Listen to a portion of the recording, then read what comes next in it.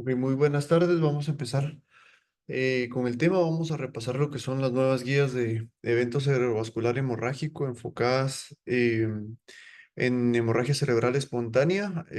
Estas guías son publicadas por la American Heart Association y la American Stroke Association.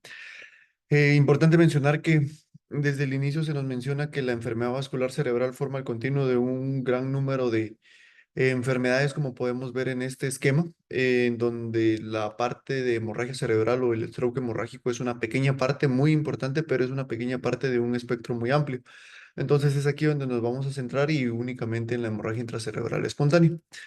Entonces empezaremos diciendo de que la hemorragia cerebral espontánea va a ser una lesión atribuible a una extravasación de sangre que va ir hacia la periferia a partir de la rotura de un vaso cerebral. La incidencia es 1.56 veces mayor entre las personas de raza negra y 1.5 veces mayor también entre los americanos, los mexicano-americanos versus otras razas. Esto es muy importante porque dentro de el grupo poblacional al cual va dirigido o con el cual se hacen las guías, muestra una diversidad de razas bastante importante y entonces uno de los factores de riesgo para la recurrencia, como vamos a ir viendo más adelante, pues es que la persona que sufre el evento hemorrágico esté dentro de estas etnias. La mortalidad temprana es la mayor que existe en cualquier tipo de evento o enfermedad cerebrovascular, que va del 30 al 40%, y a diferencia de las otras, entiéndase evento vascular cerebral isquémico o alguna otra etiología del evento vascular cerebral o de la enfermedad vascular cerebral, que tienen una tendencia a la disminución de la mortalidad a lo largo del tiempo, pues aquí este 30-40% se ha mantenido estable. Esto está en relación a muchos factores, pero dentro de los más importantes vemos que es la edad y la presencia de la toma de anticoagulantes, que a mayor edad poblacional, mayor riesgo de hemorragia y a mayor uso de anticoagulantes por patologías que ameriten la anticoagulación, pues va a haber una mayor tendencia a presentar estos eventos hemorrágicos. Es importante mencionar de que cuando nosotros hablamos de enfermedad vascular cerebral hemorrágica espontánea, hacemos referencia a que no tenemos una lesión estructural o un daño estructural que justifique ya sea una masa, una neoplasia o algo por el estilo, o un trauma que justifique la presencia de la hemorragia. Pero eso no quiere decir de que no haya una enfermedad subyacente. La enfermedad subyacente que existe en todos estos, en todos estos pacientes sin ninguna excepción es la enfermedad de vasos pequeños o de pequeños vasos que se puede manifestar en dos grandes grupos. Entonces, como habíamos mencionado, la guía se refiere a hemorragia intracerebral primaria como la que no existe una causa estructural demostrada y se entra en duda si el tema espontáneo está o no bien utilizado debido a que, aunque no hay una causa estructural, sí hay una etiología bien marcada. Esencialmente es el resultado de patologías vasculares subyacentes, y las dos patologías cerebrales de vaso pequeño que son más comunes, que van a representar la abrumadora mayoría, son la arterioesclerosis, que se conoce también como y alinosis, perdón, y la angiopatía amiloide cerebral. Vamos a ver las características más importantes para intentar diferenciarlas. Por ejemplo, los sitios de ubicación. La arteriosclerosis tiene predilección por sitios más profundos, entiéndase, masas grises centrales, tálamo, fosa posterior, tronco encefálico. Está con una mayor asociación con hipertensión arterial y diabetes mellitus, y está también relacionado con un aumento en la edad. Mientras que la angiopatía amiloide cerebral es la ubicación más frecuente, son hemisferios cerebrales, específicamente hemorragias lobares y la predilección por leptomeninges, lo cual se puede traducir en la expresión de una siderosis superficial. Aparte de eso, tenemos una mayor edad. Es excepcional que un paciente menor de 65 años se presente con angiopatía amiloide cerebral, por lo que eso es un factor de riesgo que se tiene que tomar en consideración. Y obviamente la apolipoproteína ApoE, especialmente cuando hay mutaciones en los alelos epsilon 2 o epsilon 4, es lo que tendríamos que tomar en consideración. Entonces, a grandes rasgos podemos decir que estas dos patologías son las que van a tener la abrumadora cantidad de hemorragias intracerebrales espontáneas.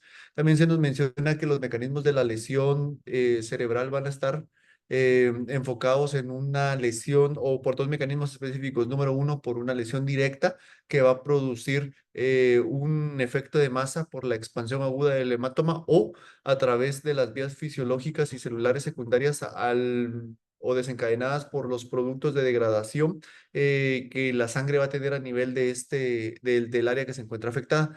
Entonces, esencialmente esto va a producir o puede producir un aumento de la presión intracerebral, un edema cerebral y una inflamación o toxicidad. Es importante mencionar esto porque en función de si se presenta o no datos clínicos de aumento de presión intracraneal, edema cerebral o un mayor grado de inflamación o toxicidad, la presentación clínica de los pacientes puede variar y por consiguiente el manejo que se nos recomienda. Actualmente no existe una evidencia sólida para diferenciar en función de la clínica eh, y los mecanismos fisiopatológicos subyacentes, cuando es dado por una arteriosclerosis o cuando es relacionado por una angiopatía amiloide cerebral. ¿Esto qué quiere decir? Quiere decir que sin importar si la etiología es por arteriosclerosis y afectó masas grises centrales o por angiopatía amiloide cerebral y afectó un lóbulo cerebral, realmente no hay mecanismos fisiopatológicos diferentes y el aumento de presión arterial, el edema cerebral y la inflamación y toxicidad esencialmente se van a presentar en todos estos tipos de pacientes. Por eso la guía no hace una mención específica con respecto al manejo esencial o diferente en cada una de estas patologías, sino que las engloba a ambos. Como en el evento isquémico, también se le hace mucho énfasis a la atención prehospitalaria inicial. Aquí únicamente diremos que clínicamente no se puede distinguir entre pacientes que tienen un déficit neurológico agudo atribuible a un evento hemorrágico intracerebral o aquellos que tienen otro tipo de enfermedades cerebrovasculares, entiéndase una enfermedad vascular cerebral isquémica. Clínicamente no se puede diferenciar. Por eso en el reconocimiento temprano, el traslado rápido al centro más apropiado, más cercano y la notificación previa son los tres pilares fundamentales que se nos mencionan en esta guía como en los que se tiene que enfocar la atención prehospitalaria e inicial. Nos mencionan dos recomendaciones tres recomendaciones muy puntuales. El primero es de que cuando el paciente presente un déficit neurológico agudo, esto puede ser atribuible a una hemorragia intracerebral espontánea o un stroke. Las herramientas que se utilizan para intentar hacer un screening de esto, entiéndase la FAST, la de Los Ángeles, tienen que ser utilizadas o tienen que ser las herramientas que utilice la población para poder derivar a los pacientes lo más pronto posible a un centro de emergencia. De ahí, pues se menciona que la notificación prehospitalaria, esto son guías que son basadas en Estados Unidos y esa es una limitación también para la implementación a nivel mundial, en especial en nuestras áreas, pero pues mencionan el notificar al 911 y el notificar al equipo médico de emergencia o el sistema médico de emergencia. Eh, Respecto con el diagnóstico y la evaluación, pues esencialmente nos mencionan que el examen físico y la evaluación de los laboratorios tiene que ser enfocado directamente a lograr determinar el déficit neurológico que cuenta el paciente y lograr tener un lenguaje universal. Por eso se nos mencionan diferentes escalas, pero esencialmente nos hablan sobre enfocarnos tanto en la historia como en el examen físico y laboratorios de rutina. Ahorita vamos a mencionar un cuadro que es como lo más recomendado, que tiene que ser realizado con el objetivo de tratar de determinar la causa de la hemorragia y si en determinado momento el paciente tiene la necesidad de ser llevado a sala de operaciones, pues ver o evitar mayores complicaciones. Entonces, estos son básicamente lo que se nos sugiere, la historia enfocado en síntomas, el dolor de cabeza si es compatible o no con una cefalea en trueno o si es o no compatible con un síndrome de vasoconstricción cerebral reversible, como por ejemplo cuando la cefalea va y viene de forma constante, más de 2 a 3 veces en un periodo relativamente agudo, entonces eso ya nos podría hacer sospechar en un síndrome de vasoconstricción cerebral reversible. Ahora, cuando el aparecimiento es lento, entonces ya podríamos pensar más en una masa o en una trombosis venosa cerebral. o en un infarto isquémico que tuvo conversión a hemorrágica. Lo importante siempre es determinar el déficit neurológico focal, la presencia o no de convulsiones, porque eso guía también el manejo farmacológico y la disminución del estado de alerta, porque eso también es una indicación o sirve para tener una indicación acerca de cuándo no meter a un paciente a tratamiento quirúrgico. Como en todos los pacientes que tienen enfermedad vascular cerebral, los factores de riesgo vasculares para enfermedad vascular tienen que ser em, em, documentados desde el inicio, al igual que los medicamentos. Es importante mencionar aquí que dentro de los medicamentos nos tendríamos que enfocar en antitrombóticos o en medicamentos anticoagulantes específicamente, porque la asociación de hemorragia intracerebral espontánea o hemorragia intracerebral primaria secundaria al uso de anticoagulantes tiene un curso más severo y un pronóstico o un peor pronóstico, pero también tiene guías de manejo farmacológico muy específicas, como vamos a ver más adelante, en función de el tipo de anticoagulante, si es antagonista de vitamina K, si es antifactor 10A o si es inhibidor directo de la trombina. Hay fármacos ya específicos. Es importante también diferente el examen físico. Nos mencionan que obviamente la determinación de las constantes vitales y un examen general es lo que se tiene que realizar en todo paciente, pero también un examen neurológico estructurado. Y aquí se nos menciona que se puede traspolar la escala de los Institutos Nacionales de Salud para el evento isquémico para tener un lenguaje universal con este tipo de pacientes, y también la escala de coma de Glasgow, que es lo que se utiliza de forma más extendida. Entonces, esas dos opciones pueden complementar fácilmente y de forma rápida un examen neurológico en este contexto. Dentro de los exámenes de laboratorio, pues vemos que existen exámenes generales, específicamente desde hematología hasta función renal, hasta velocidades de eritrosedimentación. Lo importante es la determinación del tiempo de protrombina y el tiempo parcial de tromboplastina, o test específicos cuando el paciente toma anticoagulantes orales directos, como por ejemplo la medición del factor 10A. También se menciona la relación, y esto ya lleva muchos años en que se conoce una relación directa entre corazón-cerebro y por consiguiente daño cardíaco agudo secundario a un insulto cerebral. Entonces, la utilización de un electrocardiograma de base con troponinas o marcadores de daño cardíaco también se tiene que hacer en todos estos tipos de pacientes.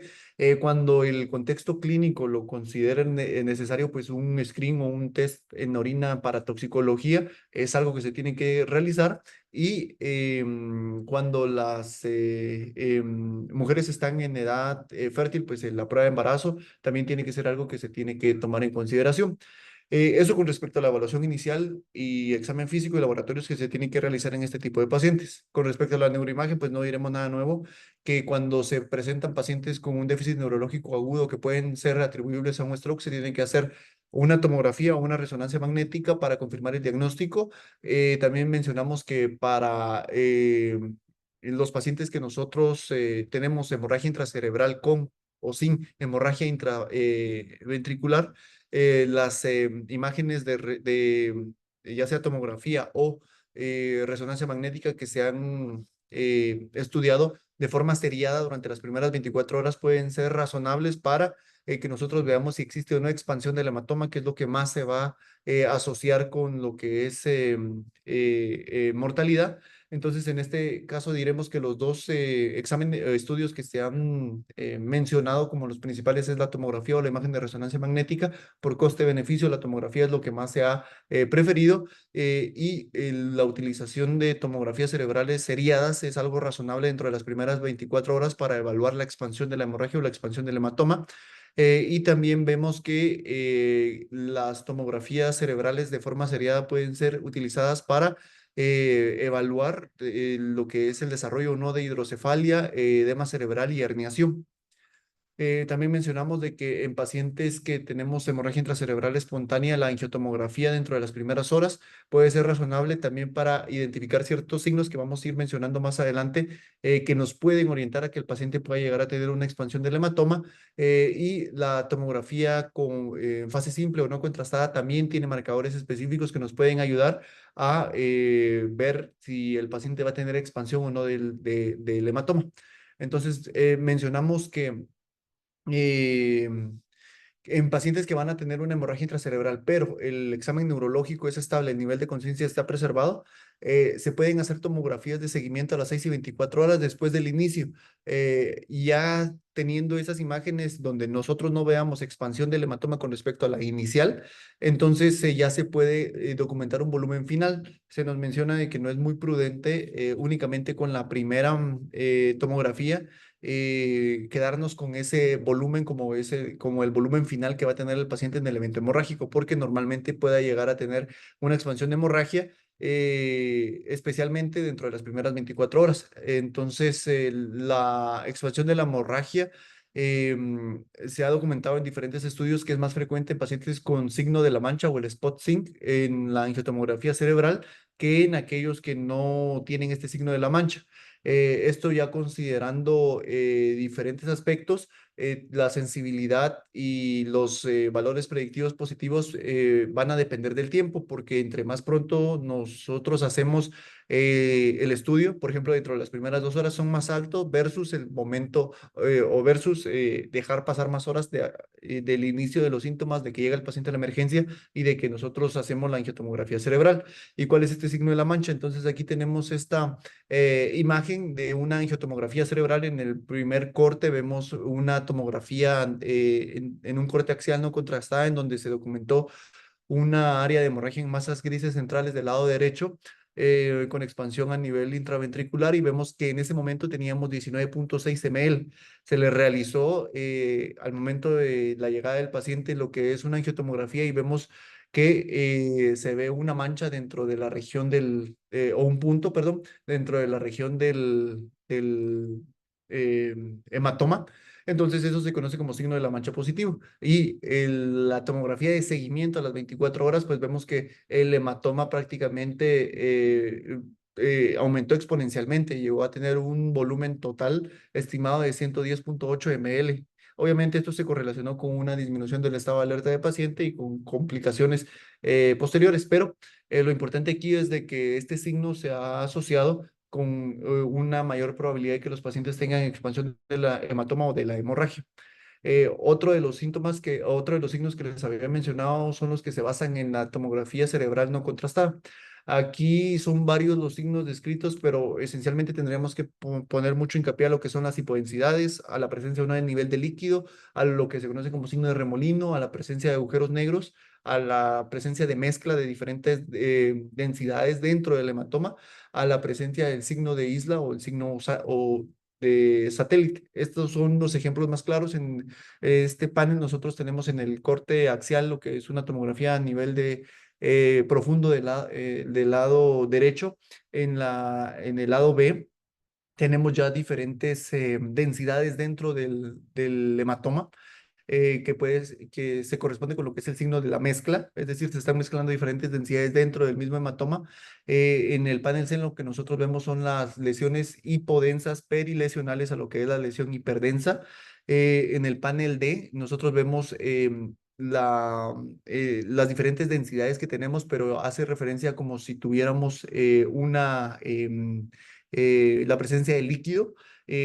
Nuevamente en el panel E nosotros vemos la presencia de dos densidades dentro del hematoma y en el panel F nosotros vemos la presencia de los signos satélites, que son esas hipodensidades pequeñas que se ven remarcadas con eh, las flechas o lo que también se conoce como el signo de la isla. Cualquiera de estos signos en una tomografía cerebral no contrastada realizada al momento de que el paciente llega por el déficit neurológico focal atribuible a la hemorragia intracerebral espontánea está asociada con una mayor expansión del hematoma. Entonces es algo que nosotros podríamos tomar en consideración para predecir qué pacientes podrían deteriorar a lo largo de las primeras 24 horas, que es lo más frecuente.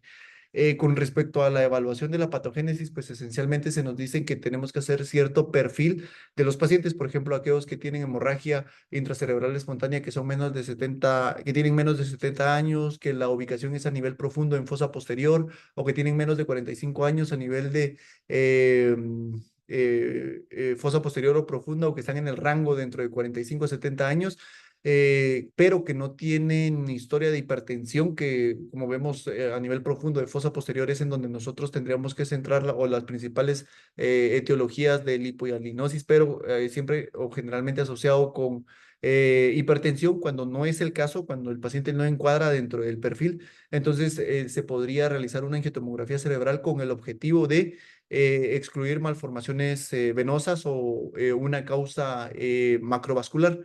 Esto puede ser en fase arterial o en fase venosa en función de si nosotros sospechamos de que la etiología puede ser una trombosis venosa.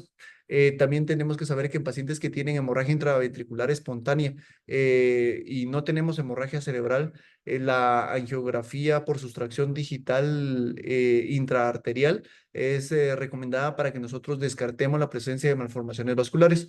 Y en pacientes que tenemos hemorragia intracerebral espontánea y tenemos una angiotomografía cerebral o una resonancia magnética que es sugestiva de una causa macrovascular, pues nosotros tendríamos que realizar también o se podría realizar una angiografía por sustracción digital tan pronto como sea posible para confirmar el diagnóstico. Eso con el objetivo de evaluar de forma, con base en imágenes, la sospecha diagnóstica de la etiología que nosotros podamos llegar a tener.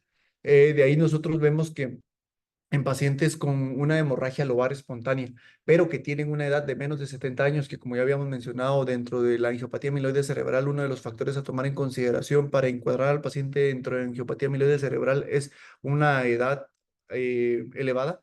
Y si en este caso no estamos entrando en este contexto de ese tipo de pacientes, porque el paciente tiene una hemorragia lobar, tiene menos de 70 años, o tiene una hemorragia en áreas profundas con menos de 75 años, o en 45 a 70 años una hemorragia a nivel profunda, pero sin historia de hipertensión. Y nosotros tenemos un estudio de imagen no invasivo negativo, que ya puede ser angiotomografía cerebral o imágenes de angioresonancia magnética, ya sea en su fase venosa o en su fase arterial. Entonces, el paso a seguir en este tipo de pacientes es la realización de una angiografía por sustracción digital con catéter intraarterial para excluir lo que es malformaciones vasculares como una causa. Y en los pacientes en los cuales nosotros tenemos una venografía o una angiotomografía cerebral negativa, nosotros podemos viar o optar por realizar una angioresonancia cerebral o una imagen de resonancia cerebral para buscar causas no macroscópicas vasculares como una etiología, como pueden ser angiopatía amiloide cerebral o vasculopatía de las arterias perforantes posteriores. Por ejemplo, en angiopatía amiloide cerebral se menciona que la presencia de microhemorragia, la presencia de siderosis superficial está relacionado o puede estar relacionado con esta etiología y nos puede ayudar a guiar un poco lo que es el diagnóstico etiológico en este tipo de pacientes. Eh, en los pacientes en los cuales tienen hemorragia intracerebral y son llevados a tomografía cerebral o imágenes de resonancia magnética al momento de su admisión, nosotros podemos considerar la angiotomografía, ya sea con venografía o la angioresonancia magnética con venografía, cuando nosotros queremos excluir causas macrovasculares como etiología de la hemorragia, como por ejemplo trombosis venosa cerebral. Entonces, si nuestra sospecha es de que el evento es hemorrágico y es por una etiología macrovascular, lo que tendríamos que hacer es cualquiera de esos dos estudios. Y si nuestra sospecha es que sea trombosis venosa cerebral, lo que tendríamos que hacer es hacerlo siempre en fase venosa. Cuando nosotros tenemos una sospecha de que el paciente tiene una malformación vascular como etiología y se realiza la angiografía por sustracción digital, pero la angiografía no es clara, entonces puede ser razonable repetirlo dentro de 3 a 6 meses con el objetivo de identificar una lesión vascular. Con respecto a individuos menores de 70 años que no tenían una hemorragia intracraneal en un territorio profundo, es decir, que tienen una ubicación más lobar, una causa macrovascular subyacente, porque aquí en este caso no sospecharíamos nosotros de angiopatía amiloide cerebral. Estas otras causas que pueden ser como malformaciones arteriovenosas, la presencia de aneurismas, la presencia de fístulas arteriovenosas durales, la presencia de cavernoma o de trombosis venosas cerebrales pueden estar presentes hasta en un 25% de los pacientes, es decir, en 1 de cada 4 a 1 de cada 7. Entonces, estas son las principales etiologías diagnósticas que nosotros tendríamos que considerar cuando estamos ante un paciente con una hemorragia no profunda, menor de 70 años. Eso es bastante importante porque eso ayuda a guiar los estudios que se pueden utilizar. Con respecto a causas macrovasculares de hemorragia intracerebral, como ya se mencionó previamente, en las recomendaciones, la angiografía por sustracción digital intraarterial con catéter es el estándar de oro, entonces es lo que se tendría que realizar cuando está disponible. Lo que es tanto la angiotomografía cerebral como la angioresonancia pueden tener una sensibilidad y una especificidad mayor del 90% después de una hemorragia para la detección de malformaciones vasculares intracraneales. Entonces, aunque tenemos claro de que la angiografía por sustracción digital es el gol estándar, es razonable que nosotros utilicemos por mayor facilidad, tanto para el paciente como para nosotros, la angiotomografía cerebral o la angioresonancia, ya sea en su fase arterial o en su fase venosa, depende si estamos o no sospechando de trombosis venosa cerebral. De ahí nos menciona un apartado sobre lo que es el tratamiento médico y neurointensivo. Esencialmente diremos que el objetivo es estabilizar al paciente. Se determinan valores de presión arterial. En la mayoría de los pacientes va a venir con una elevación de la presión arterial. Entonces hay que regular o reducir de forma gradual los valores de presión arterial. Y entonces aquí el objetivo es asegurar una titulación rápida, pero una titulación no con un cambio tan brusco y evitando que haga variabilidades en los picos. Eso es como que se nos menciona que el fármaco que nosotros utilicemos tiene que ser titulable de forma rápida, pero que no produzca variabilidades en los picos o en los valores de presión arterial, valga la redundancia. El tratamiento se tiene que iniciar dentro de las primeras 2 horas del inicio de la hemorragia o idealmente del inicio de los síntomas y se tiene que alcanzar el objetivo dentro de la primera hora. Esto es lo que ha reducido el mayor riesgo de expansión de la hemorragia y por consiguiente los resultados funcionales. Entonces, aquí se nos menciona que los pacientes que tienen una hemorragia intracerebral de moderada a leve, con base en la severidad, eso vamos a ver las escalas que se nos dan al respecto más adelante, pero si tenemos un caso de leve a moderado que se presenta con una presión sistólica de 150 a 220, entonces nosotros podemos bajarlo dentro de la primera hora de manejo del paciente hasta un objetivo de 140 con el objetivo de mantenimiento de 130 a 150 milímetros de mercurio. Esto para mejorar los resultados funcionales. Esto sí está guiado por niveles de presión sistólica y únicamente se mencionan que ese rango es el que más se ha asociado con mejores resultados funcionales. Los pacientes que van a requerir un tratamiento quirúrgico, como puede ser una descompresión quirúrgica, la seguridad y la eficacia de disminuir de forma intensiva los valores de presión arterial no está bien establecido. Entonces ahí hay que tener un poquito más de cuidado en disminuir tan abruptamente y tan rápido los valores de presión arterial por el riesgo de que haya una hipoperfusión cerebral. Y en pacientes en los cuales nosotros tenemos una presión arterial perdón, un evento hemorrágico de leve a moderado con una presión arterial arriba de 150, la disminución más allá de 130 milímetros de mercurio de la presión sistólica puede ser dañina. Entonces, en esto nosotros mencionamos uno de que sí tiene que ser dentro de la primera hora del manejo del paciente en donde nosotros tendríamos que obtener el objetivo de presión arterial. Si tenemos un rango de 150 a 220, tenemos que bajarlo hasta 140 y manejarlo entre 130 y 150. Si el paciente va a pasar a sala, hay que tener un poco más cuidado y hay que poner más que contexto hasta cuánto bajarlo. Y dos, no bajar la presión sistólica a menos de 130 porque eso sí puede ser dañino para el paciente. Aquí mencionamos de que la presión arterial elevada generalmente se va a asociar, si los valores son persistentes, con una mayor expansión de hemorragia o expansión del hematoma, deterioro neurológico, muerte y dependencia. Entonces, un valor que los principales estudios que se han utilizado para traer a colación estas recomendaciones son el INTERACT 2, el ATAC 2 y varios metaanálisis y análisis post-hoc de estos dos estudios. Como recomendación principal, nos vamos a basar en la presión arterial sistólica a un rango de 130 a 140 para la disminución, aunque vimos que las guías también nos mencionan de 130 a 150, que puede ser razonable. Pacientes con esto en pacientes que vienen con un rango que va de 150 a 220. Y evitar valores menos de 130 milímetros de mercurio. Aquí es importante mencionar que ya los estudios no nos, y las guías obviamente ya no nos dicen basarse en presión arterial media o en presión arterial diastólica, sino que se nos mencionan que la evidencia actual que se ha asociado con mejores resultados, más que todo funcionales, es con base exclusivamente en la presión arterial sistólica. Eso es importante tenerlo en consideración. Ahora eh, con respecto a hemostasia y coagulopatía, pues aquí mencionamos de que en pacientes que tienen una hemorragia asociada con la toma de anticoagulantes, pues lo primero que tenemos que hacer es descontinuarlos, omitirlos, tan pronto como sea posible cuando hacemos el diagnóstico, porque esto puede mejorar el pronóstico de vida. Aquí lo dividen en tres grupos que son heparinas, antagonistas de vitamina K y anticoagulantes orales directos. Con respecto a la heparina, pues vemos que tanto la heparina no fraccionada como la heparina de bajo peso molecular tienen un antídoto.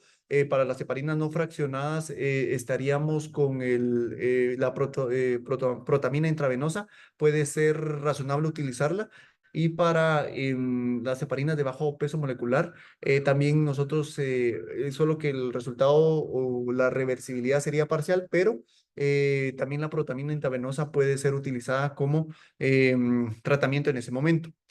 Para los anticoagulantes orales directos, pues entonces mencionamos de que existen dos grandes grupos, los inhibidores del factor 10A.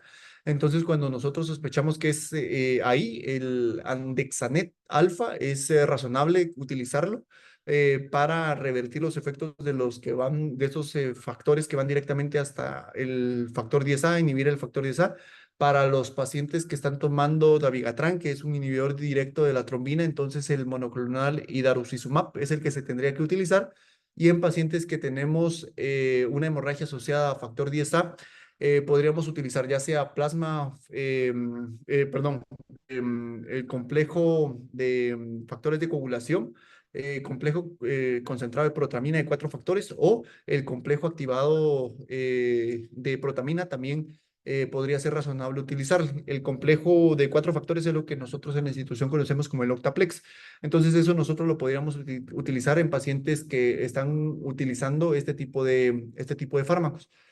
Para pacientes que tienen hemorragia asociada también a dabigatran, cuando el idarucizumab no está disponible, como es el caso de la institución, entonces el complejo concentrado de protamina, ya sea activado de los 4 factores, puede ser considerado para las hemostasias y en pacientes que tienen hemorragia asociada a dabigatran y que no tenemos idarucizumab, la terapia de reemplazo renal también podría ser una alternativa para intentar depurar lo que es el dabigatran.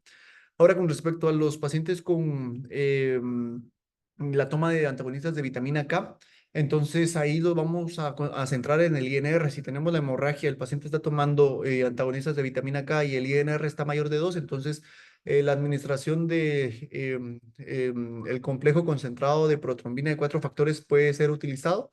Y esto es recomendado sobre o en preferencia del plasma fresco congelado para alcanzar una corrección del INR y así limitar la expansión del hematoma o la expansión de la hemorragia. Cuando nosotros tenemos este tipo de contexto, también la evidencia nos indica que tenemos que utilizar vitamina K intravenosa para intentar disminuir o que no vuelva a incrementar el INR y por consecuencia una expansión del hematoma. Y cuando nosotros tenemos un paciente que llega con hemorragia intracerebral, está tomando antagonistas de vitamina K, le sacamos un control de tiempos de coagulación y vemos que el INR está entre 1.3 y 1.9, aunque con una evidencia 2B, nosotros podemos decir que puede ser razonable la administración del complejo concentrado de protrombina para alcanzar una rápida corrección del INR y así limitar lo que es la expansión del hematoma. Es importante tomar en consideración también este algoritmo que se nos pone, en donde vemos a pacientes que tienen hemorragia intracerebral y anticoagulación. Lo primero que tenemos que hacer, y es el mayor nivel de evidencia, es omitir el fármaco que está tomando inmediatamente. Y entonces ahí a nosotros lo dividimos en tres grupos: antagonistas de vitamina K, los que utilizan heparinas, los que utilizan anticoagulantes orales directos, que a su vez los dividimos en dabigatran, y los inhibidores del factor ISA. Y entonces ahí vemos lo que es ya sea clase 2B o 1 en función de los niveles de INR en pacientes con antagonistas de vitamina K y la administración de complejo concentrado protombina de 4 factores. Y la administración también de vitamina K en ambos casos. Y es una forma gráfica de guiarnos en este tipo de paciente. Con respecto a la utilización o a la hemorragia intracerebral que se presenta en el contexto de pacientes que están tomando antiplaquetarios, también es algo que se nos menciona acá. Primero nos mencionan que para pacientes que tienen hemorragia intracerebral que están tomando aspirina y que necesitan neurocirugía de emergencia, la transfusión de plaquetas puede ser considerada para reducir el sangrado en el posoperatorio inmediato. Es importante mencionar acá que la mayoría de los estudios que evalúan este tipo de objetivos, es decir, la hemorragia intracerebral asociada con antiplaquetarios y los resultados funcionales o la mortalidad, no hacen una salvedad específica, más allá de unos cuantos estudios que sí mencionan aspirina como tal, pero después los otros anticoagulantes, perdón, los otros antiagregantes plaquetarios que pueden tener diferente vida media, diferente mecanismo de acción, pues los engloban junto. Por eso las guías mencionan únicamente para aspirina específicamente en este apartado, la utilización de plaquetas para reducir el riesgo de complicaciones postoperatorias cuando el paciente necesita ser llevado a sala de operaciones. Para los demás grupos de antiplaquetarios no hay una recomendación específica. Eh, Después vemos que lo mismo para los pacientes que necesitan un tratamiento con descompresión o algún procedimiento quirúrgico. Ahora, lo importante a mencionar acá también es que en algunos casos se ha utilizado la desmopresina con o sin transfusión de plaquetas para este tipo de pacientes que tienen algún tipo de antiagregante plaquetario, pero aquí pues la evidencia es incierta, entonces no se indica que se tuviera que utilizar. Eh, para pacientes que están tratados con aspirina y que no van a ser llevados a un procedimiento neuroquirúrgico, la transfusión de plaquetas puede ser incluso dañino, entonces no se tiene que utilizar. El único contexto en el cual nosotros podríamos valorar utilizar transfusión de plaqueta en pacientes que tienen hemorragia intracerebral y que están tomando aspirina es cuando van a ser llevados a sala de operaciones. Este es un estudio que les traigo permítame un momento, aquí está, de la terapia antiplaquetaria primaria y la relación con hemorragia intracerebral. Básicamente aquí lo que hicieron fue que en 3.545 pacientes que estaban tomando antiplaquetarios, los categorizaron en diferentes grupos y después vieron los resultados funcionales con base a la escala de ranking modificado, que es la gráfica que tenemos acá. Los dividieron en tres grupos: los pacientes que tenían hemorragia intracerebral y no estaban tomando anticoagulantes orales directos, y que tampoco, y ahí los dividieron en dos grupos, que es lo primero el primer recuadro que vemos acá. Los pacientes que no estaban tomando antiplaquetarios y los pacientes que sí estaban tomando antiplaquetarios. Y entonces aquí vieron que como resultados funcionales del evento hemorrágico no influía si estaban o no tomando antiplaquetarios. Ahora, cuando ya estaban tomando anticoagulantes orales anticoagulación oral, dividieron a los pacientes con los que tenían antagonistas de vitamina K y los nuevos anticoagulantes orales. Y entonces ahí sí se dieron cuenta de que había una diferencia entre asociar pacientes que estaban tomando anticoagulantes orales directos más antiplaquetarios que tenían peores resultados funcionales, es decir, escalas de ranking entre 5 y 6 o 3, 4 y 5, perdón, desde 3 para arriba, mucho mayor en el grupo que estaban tomando esta asociación, tanto para anticoagulantes antagonistas de la vitamina K como para anticoagulantes orales directos. Tenemos este otro estudio en el cual vieron específicamente el efecto del ácido acetil en los pacientes que estaban utilizando ácido acetil salicílico y les transfundieron plaquetas con los resultados en el posoperatorio. Esencialmente midieron las actividades de vida diaria y fue esto lo que realizaron. Em, fueron 1016 pacientes los cuales entraron o se intentaron enrolar y después de los criterios de exclusión y los de inclusión, categorizaron 5 grupos que los dividieron en grupo A, grupo B, grupo C, grupo D y grupo E. El grupo A era el grupo control, entonces este grupo no tuvo transfusión de plaquetas ni nada por el estilo. Definieron si el paciente, la terapia antiagregante plaquetaria estaba o no siendo efectiva, eso con base en un ratio que hicieron que iba de 0 a 100, si el paciente tenía más de 70 de actividad de agregación plaquetaria, se decía que era resistente o semiresistente, entonces los dejaron dentro del grupo B, que fueron al final 135. Con respecto al grupo C, grupo D y grupo E, entonces estos pacientes sí tenían una antiagregación plaquetaria, o perdón, una agregación plaquetaria menor del 70% y entonces ya se derivaron para uno, que les dieran un aféresis plaquetario o que le dieran 2 aféresis plaquetario o que no le dieran aféresis plaquetario. Y entonces ahí se dieron cuenta que ahí está. Ahí se dieron cuenta que la transfusión de plaquetas de aféresis plaquetario previamente congelada reducía la tasa de hemorragia posoperatoria, el volumen promedio de la hemorragia posoperatoria y la tasa de discapacidad en pacientes que eran sensibles al ASA, es decir, que tenían una tasa de antiagregación plaquetaria perdón, una tasa de agregación plaquetaria menor de 70% en pacientes que habían tenido hemorragia hipertensiva aguda a nivel de los ganglios basales que se sometieron a craniotomía. ¿Qué quiere decir esto? Básicamente, que en los pacientes que están tomando antiagregación plaquetaria, que en este caso el estudio fue hecho únicamente con aspirina, que tienen una hemorragia intracerebral, el administrarle aféresis plaquetario, 1 o 2, se asoció con mejores resultados funcionales y de mortalidad versus no administrarles nada cuando los llevaron a sala de operaciones. Entonces, esto es importante porque la evidencia menciona que sí puede ser razonable administrar aféresis plaquetarios a pacientes que van a ser llevados a sala de operaciones que están tomando aspirina.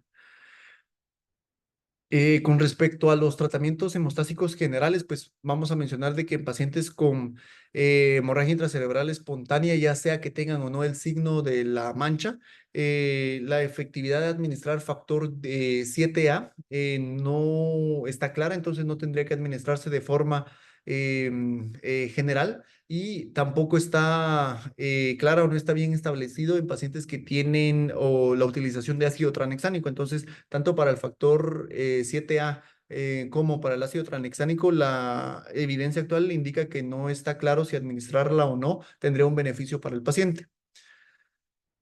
Con respecto al ya el entorno de dónde se tiene que evaluar al paciente y todo, pues esencialmente diremos que nos mencionan que lo más prudente es que el paciente esté evaluado en una unidad especializada con personal o con un equipo multidisciplinario. Aquí nos mencionan una unidad de stroke y que esto obviamente versus los pacientes que no están en una unidad de stroke y tratado por un equipo multidisciplinario tiene una reducción de la mortalidad.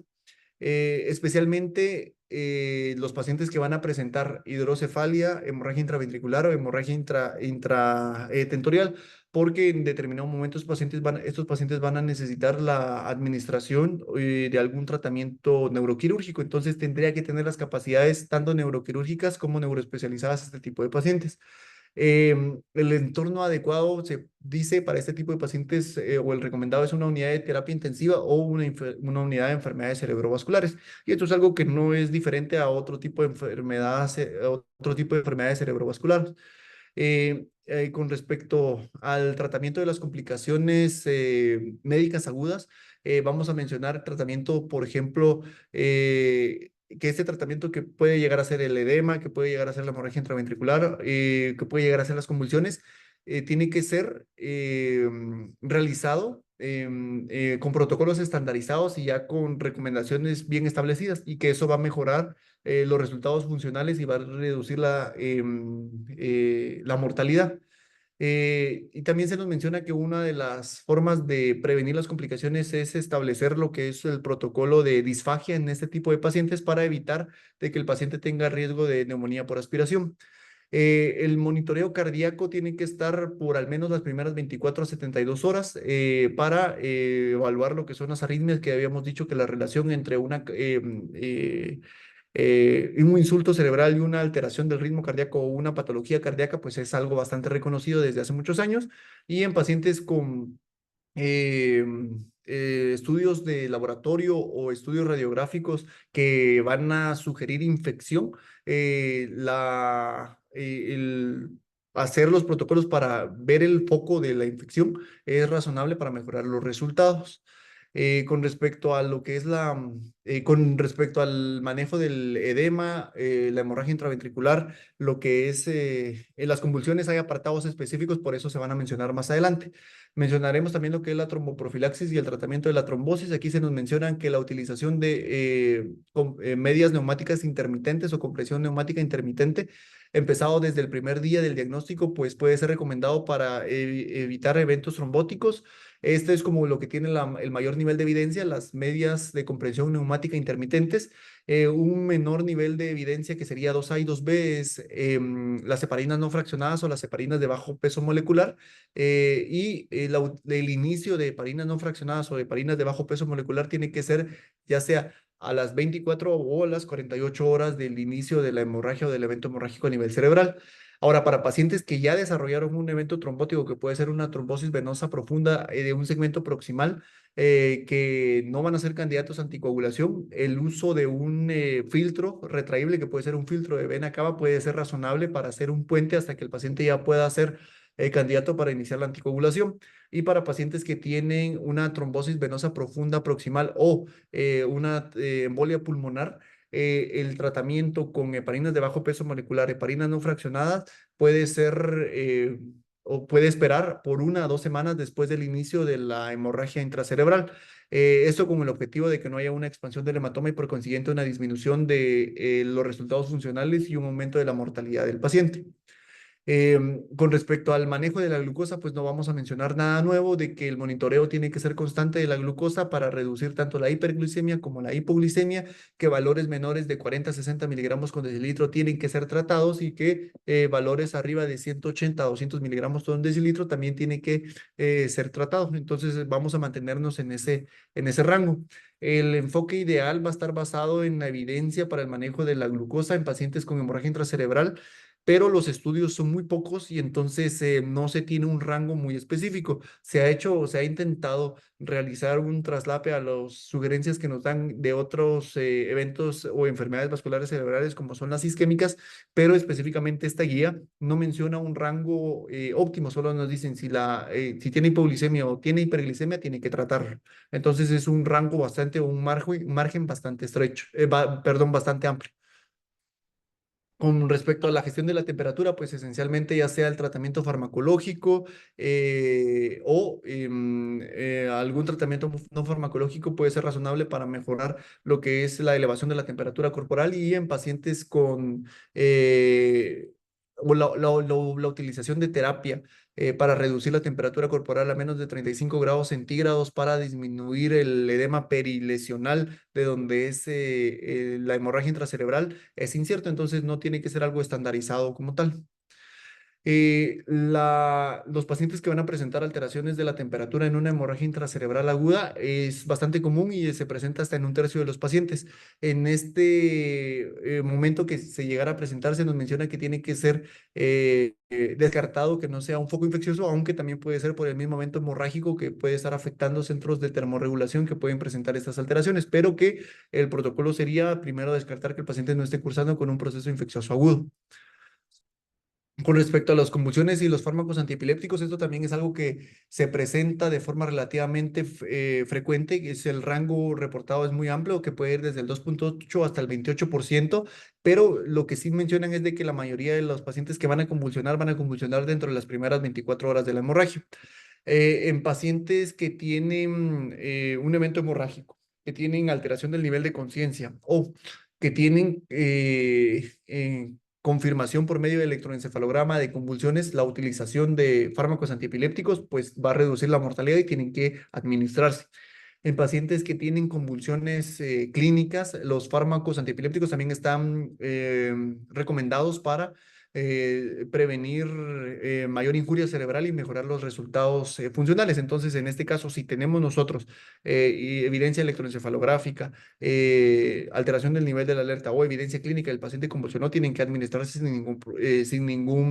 eh, eh, sin ninguna otra observación, simple y sencillamente con esos 2 o 3 requisitos que podamos llegar a tener. En paciente que tenemos un estado de alerta fluctuante que no podemos explicar por cualquier causa. en los cuales nosotros sospechamos que pueda estar convulsionando, nosotros deberíamos de hacerle un electroencefalograma continuo. Aquí se nos menciona que idealmente tiene que ser mayor de 24 horas con el objetivo de que nosotros podamos ver descargas epileptiformes o convulsiones electroencefalográficas. Y en pacientes que no tienen evidencia objetiva de convulsiones, el fármaco antiepiléptico no se tiene que realizar porque a largo plazo pues, puede ser dañino aumentando la mortalidad. Entonces no hay beneficio de la profilaxis, únicamente la monitorización de 24 horas o más si nosotros tenemos la alta sospecha y no tenemos una evidencia objetiva. Y si ya tenemos evidencia objetiva, pues iniciar los fármacos antiepilépticos. Con respecto a la monitorización neuroinvasiva, tanto de la presión intracraneal como de la necesidad o no del tratamiento del edema, pues se nos menciona que aquellos pacientes que tienen hemorragia intracerebral o hemorragia intraventricular y desarrollaron hidrocefalia, esto, y se cree que esto está contribuyendo a la disminución del nivel de alerta, pues el drenaje ventricular tiene que ser realizado para reducir la mortalidad. En los que tienen hemorragia intracerebral o hemorragia intraventricular, asociado a disminución del nivel de alerta, la monitorización de la presión intracraneal tiene que ser realizada porque puede ayudar a guiar el tratamiento y por consiguiente va a mejorar los resultados funcionales. La eficacia de terapia hiperosmolar en pacientes con hemorragia intracerebral para mejorar los resultados no está bien establecida, entonces únicamente se tiene que administrar en pacientes en los cuales nosotros consideramos que el riesgo es mucho menor al beneficio que va a tener la terapia. Y cuando es el tipo de terapia hiperosmolar que nosotros demos, los bolus de terapia hiperosmolar pueden ser considerados para reducir transitoriamente lo que es la presión intracraneal.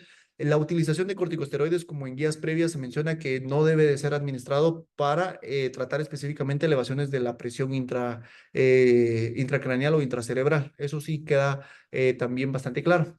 Con respecto a las intervenciones quirúrgicas, pues mencionamos primero de que las guías abogan y las primeras recomendaciones son por cirugía mínimamente invasiva. Entonces, entiendas estereotaxia o algo similar, no para cirugías de craniotomía o craniectomía. Eso ya es un punto muy importante porque eso limita mucho en el contexto en el cual nosotros estamos.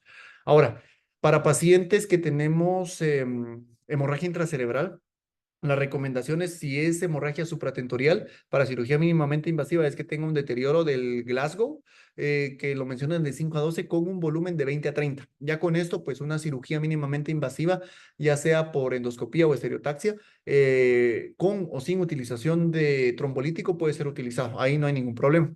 Para pacientes que tienen eh, una hemorragia intracerebral con un supratentorial con un volumen de 20 a 30 y la escala de coma de Glasgow de 5 a 12, la evacuación del hematoma puede ser razonable para disminuir lo que es la expansión del hematoma sobre lo que es la craniectomía para mejorar los resultados funcionales. Entonces, eso sí ya está documentado.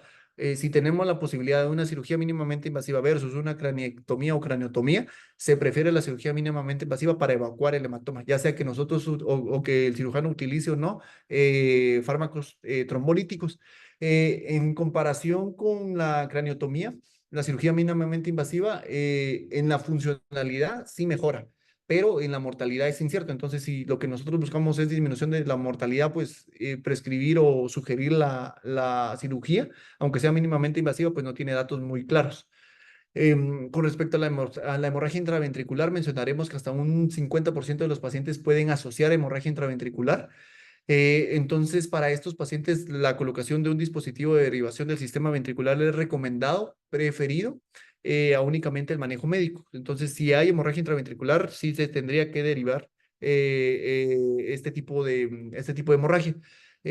Aquí se nos menciona que cuando la hemorragia es menor de 30 ml y requiere un dispositivo de evacuación ventricular, la cirugía mínimamente invasiva a nivel de la evacuación de la hemorragia intraventricular, más la colocación de un dispositivo para derivar el sistema ventricular con utilización o no de trombolítico es seguro o razonable. Entonces, eso solamente, o eso versus utilizar únicamente el dispositivo de evacuación ventricular. Con respecto a la craniotomía supratentorial, para la mayoría de los pacientes que tengan una hemorragia de moderada a grande, la utilización de craniotomía para la evacuación o para mejorar la evacuación de la hemorragia mejorar los resultados funcionales llega a ser incierto, que era lo que les mencionaba, tanto la mortalidad como la funcionalidad que en craniotomía así convencional para evacuar el hematoma es incierto versus la cirugía mínimamente invasiva. Entonces, en los pacientes en quienes tienen un deterioro clínico, la craniotomía para evacuar el hematoma podría ser considerado como una medida para salvar la vida, no para mejorarlo, sino únicamente para salvar la vida. Entonces, es algo también que se tiene que tomar en consideración porque son medidas ya de rescate. Em, para la mayoría de los pacientes con hemorragia intracerebral, la craniotomía pues tiene un beneficio incierto y por eso es de que a veces vemos de que la decisión de que el paciente sea o no llevado a sala de operaciones cuando no se dispone de cirugía mínimamente invasiva es algo bastante, o es algo que se presenta bastante frecuentemente. Para fosa posterior, pues se menciona de que el paciente generalmente va a presentar deterioro cognitivo, compresión del tronco encefálico, hidrocefalia por comprensión ventricular, y entonces tiene un volumen arriba de 15 ml. La cirugía para remover la hemorragia con o sin colocación de derivación ventricular podría ser recomendada para mejorar la mortalidad versus únicamente darle manejo médico. Entonces aquí vemos que para fosa posterior el punto de corte sí es menor, que son 15 ml. Aquí también mencionamos que para pacientes que tienen esto con respecto a craniotomía, hemorragia intracerebral supratentorial y están en estado de coma o tienen un hematoma bastante grande que produce desviación de la línea media o que está elevando la presión intracraneal y que esto es refractario al tratamiento médico, en la craniectomía descompresiva con o sin evacuación del hematoma podría ser considerado, pero únicamente para disminuir la mortalidad, porque para los resultados funcionales, como vemos en la segunda recomendación, los resultados llegan a ser inciertos. Y lo que sí es de que la evidencia es clara en que la hemicraniectomía descompresiva con o sin evacuación del coágulo no ha demostrado diferencias significativas a si les va o no mejor. Eso es algo también a tenerlo en consideración. Con respecto a la producción de resultados y objetivos, aquí vemos que existen diferentes escalas. La que nosotros más conocemos es la ICH. Estas se han validado en múltiples cortes y generalmente en diferentes tipos de pacientes. Nosotros vemos esto, que es el ICH que utilizamos constantemente, que ve la escala de coma de Glasgow, la hemorragia, el volumen de la hemorragia, si tiene o no intraventricular, si el origen es infratentorial y la edad. Y entonces le damos una puntuación que va de 0 a 6. Sabemos que a mayor puntuación, mayor tasa de mortalidad a los 30 días. Los mejores resultados son de 0 a 1. Pero existen otras escalas que nosotros podemos utilizar para predecir los resultados y en esto está la ICH Max o la Max ICH que tiene un score que va de 0 a 9 puntos, que a diferencia de la previa, vemos que nosotros estamos tomando los valores de NIHSS. La edad sigue siendo, solo que ya se categoriza un poquito más detalladamente la presencia de un volumen de un hematoma lobar arriba de 30, de una hemorragia no lobar si es arriba de 10, si tiene una hemorragia intraventricular y si está tomando anticoagulantes orales. Y entonces aquí, ¿qué fue lo que vieron? Aquí estamos viendo los resultados funcionales por escala de ranking modificada a los 12 meses. Y vemos que pacientes que tienen una puntuación más alta, aquí vemos en el eje Y las puntuaciones de 9, que sería la más alta, y la puntuación desde 0, que sería la más baja. Los pacientes que tienen puntuaciones más altas van a tener una escala de ranking modificada mucho mayor, entonces tiene un déficit funcional a los 12 meses mucho mayor.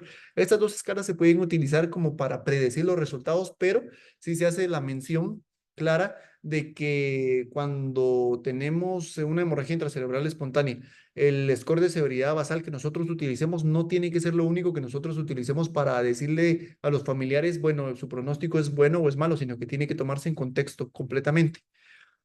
De ahí pues ya nos hablan de la recuperación, rehabilitación y de las complicaciones que puede haber con respecto a la rehabilitación y la recuperación.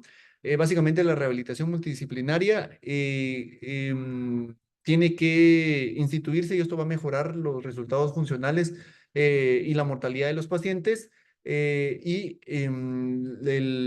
descarga hacia un sitio en donde se pueda dar soporte a los pacientes puede beneficiar el incremento de las actividades de vida de los pacientes a los 3 meses en casa. ¿Cuándo se tiene que iniciar Rehabilitación, pues cuando si la hemorragia intracerebral es moderada, severa, empezarlo a las 24 a 48 horas después del inicio, pues va a mejorar o puede mejorar lo que son los resultados funcionales y reducir la mortalidad.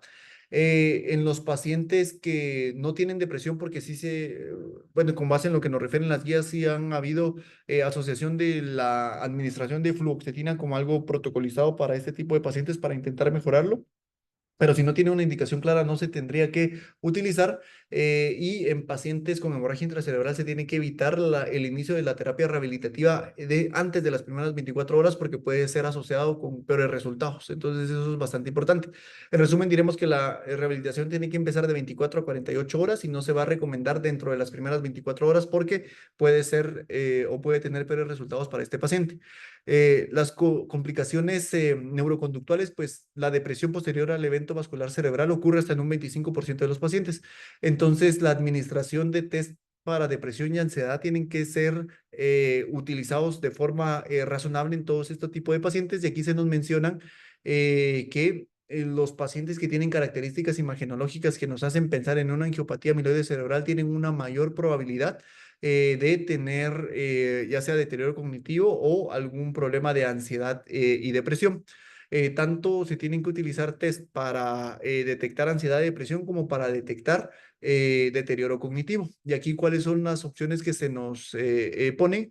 Nos ponen la escala de Hamilton, y aparte de la escala de Hamilton nos ponen estas dos, que es la escala de depresión del Centro de Estudios Epidemiológicos o el cuestionario sobre la salud del paciente PHQ-9. Cualquiera de estos se tiene que realizar de forma temprana en el paciente para poder ver si el paciente tiene o no algún problema neuroconductual que amerite un tratamiento como tal.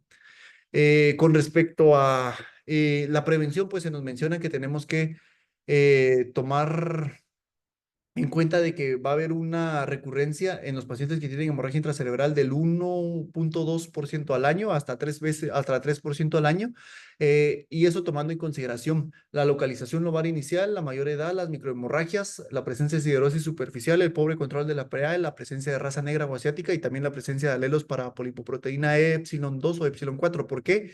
Porque todos estos factores, a excepción del pobre control de la presión arterial que se puede asociar tanto a una recurrencia de hemorragia por aterosclerosis o lipoanilosis. Todos los demás son factores muy exclusivos de angiopatía amiloide cerebral. Entonces, un paciente que tiene angiopatía amiloide cerebral tiene unas tasas de recurrencia mucho mayor que un paciente que no tiene angiopatía amiloide cerebral. Por eso los factores a tomar en consideración para ver la prevención, pues están enfocados en este tipo de elementos. Entonces, dentro de la prevención, los objetivos que se nos mencionan de presión arterial, y aquí sí ya se nos dan valores tanto de presión arterial sistólica como de diastólica, son rangos de 130 a 80, que es la evidencia más clara que tenemos al momento. A los pacientes que toman agentes antitrombóticos, que quizás es en donde se podría tomar en consideración ciertas observaciones. El inicio de antagonistas de la vitamina K se ha demostrado que es seguro a los 14 días cuando el paciente tiene una indicación clara de antagonista de vitamina K que no es fibrilación, perdón, que puede ser fibrilación auricular, no valvular, perdón, fibrilación auricular valvular. En este caso, cuando está completamente sugerido la utilización de anticoagulantes orales, anticoagulantes como warfarina, hay estudios que indican que a los 14 días. Ahora, en pacientes que tienen fibrilación auricular, que tuvieron el evento hemorrágico y que no tienen una indicación para utilización de warfarina, el uso de anticoagulantes orales directos se mencionan que puede ser de 7 a 8 semanas. Esto puede ser mayor o puede ser menor dependiendo de qué tanto necesita el paciente la anticoagulación, pero la sugerencia actual es de que si tiene una fibrilación auricular, necesita warfarina, dentro de los 14 días podría ser seguro. Tiene fibrilación auricular, no necesita warfarina, 7 a 8 semanas podría ser seguro. Y con respecto a los antiplaquetarios, es menos evidente o es menos confiable la evidencia que hay.